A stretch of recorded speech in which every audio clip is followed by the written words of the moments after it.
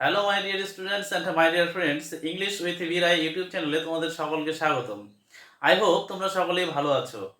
আজকে আমি তোমাদের জন্য নিয়ে এসেছি ইংলিশ গ্রামারের একটি গুরুত্বপূর্ণ টপিক, এবং আজকের টপিকটি হলো পার্টস অফ স্পিচ। তোমাদের মধ্যে অনেকেই আছো যাদের পার্টস অফ স্পিচ নিয়ে প্রচুর সমস্যা রয়েছে। এছাড়াও এই পার্টস অফ স্পিচ থেকে বিভিন্ন ধরনের কম্পিটিটিভ এক্সামসগুলোতে অনেক কোয়েশ্চেন্স আসে। তো আজকের ক্লাসটিকে যদি তোমরা দেখো তাহলে তোমাদের পার্টস অফ স্পিচ সম্পর্কে সম্পূর্ণ ধারণা ক্লিয়ার হয়ে যাবে। তো চলো ক্লাসটি শুরু করি। পার্টস অফ স্পিচ বলতে যেটা বোঝানো হয় সেটা হলো স্পিচ মিনস, অর্থাৎ স্পিচের অর্থ হলো সেন্টেন্স বা বাক্য। তাহলে স্পিচ বলতে কি বোঝানো হয়? সেন্টেন্স বা বাক্য। আর পার্টস বলতে বোঝানো হয় বাক্যের যে শব্দগুলো থাকে সেই শব্দগুলোকে, অর্থাৎ ওয়ার্ডস অফ দ্য সেন্টেন্স। তাহলে পার্টস বলতে কি বোঝানো হলো?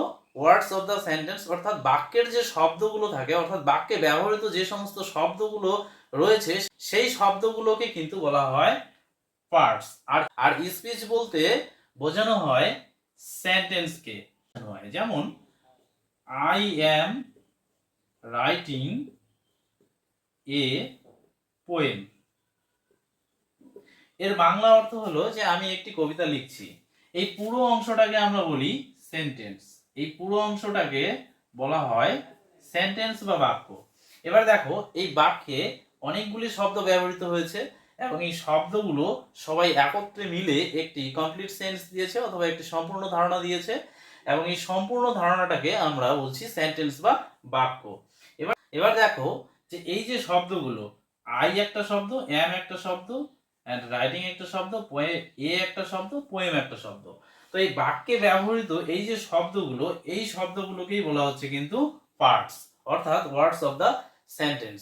The words of the sentence have been divided into 8 categories. এই শব্দগুলোকে টোটাল 8টি শ্রেণীতে বিভক্ত করা হয়েছে।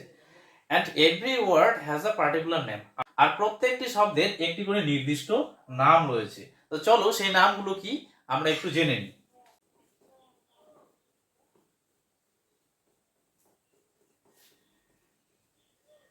এই পার্টস অফ স্পিচ গুলি হলো নাউন, যার বাংলা অর্থ হচ্ছে বিশেষ্য।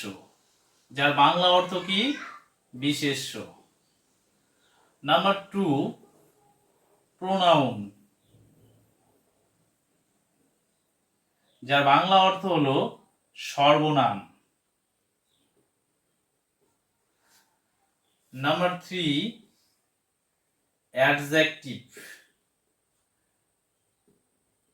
যার বাংলা অর্থ হলো বিশেষণ। and নাম্বার 4, ভার্ব, যার বাংলা অর্থ হলো ক্রিয়াপদ বা ক্রিয়া। নাম্বার 5, অ্যাডভার্ব, যার বাংলা অর্থ হলো ক্রিয়া বিশেষণ।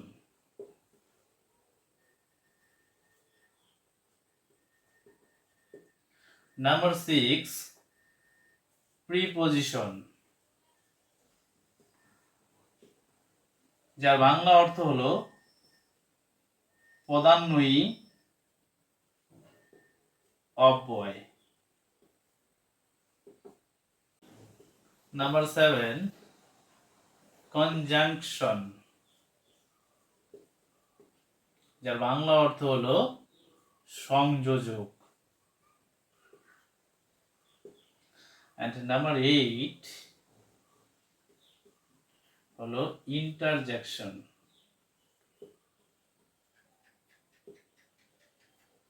যার বাংলা অর্থ হলো আবেগসূচক অব্যয়।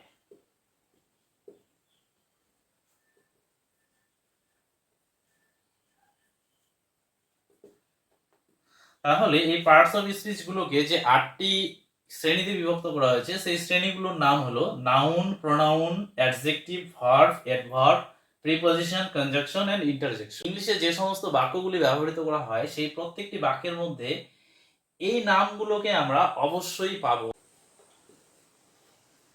Some singers are singing songs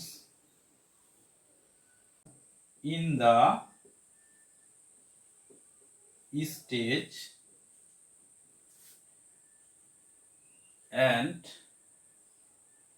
some girls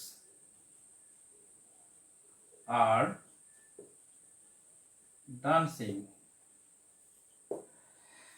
এই পুরো অংশটিকে দেখো, এই পুরো অংশটিকে আমরা কিন্তু একটি সেন্টেন্স অথবা বাক্য বলি।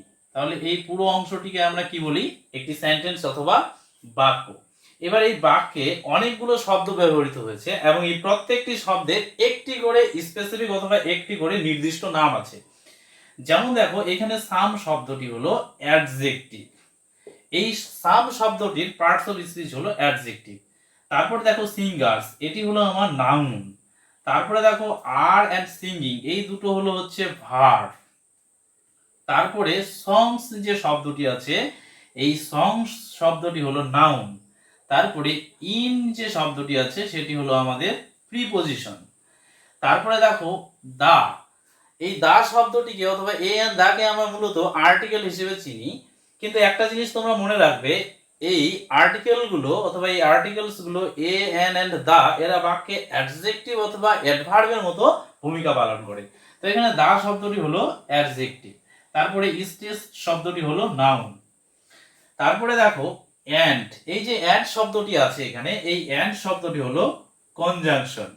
তারপরে দেখো আবার সাম শব্দটি আছে, এখানে সাম শব্দটি হলো অ্যাডজেক্টিভ। এন্ড গার্লস শব্দটি হলো নাউন। আর এন্ড ডান্সিং, এই দুটো শব্দ হলো ভার্ব। তাহলে এই পুরো বাক্যটার মধ্যে দেখো যে আমরা কতগুলো পার্টস অফ স্পিচ পেলাম। এই প্রত্যেকটি শব্দ যেহেতু আলাদা আলাদা এবং শব্দের পার্টস অফ স্পিচও কিন্তু আলাদা আলাদা হয়েছে। তো পার্টস অফ স্পিচ বলতে বাক্যে ব্যবহৃত শব্দগুলোর যে নির্দিষ্ট নাম থাকে সেই বিষয়টিকে কিন্তু পুরোপুরিভাবে ইন্ডিকেট করে অথবা পুরোপুরিভাবে বোঝায়।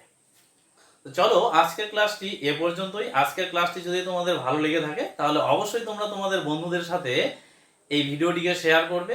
আর যারা আমার ইউটিউব চ্যানেলে নতুন তারা অবশ্যই আমার ইউটিউব চ্যানেলটিকে সাবস্ক্রাইব করবে।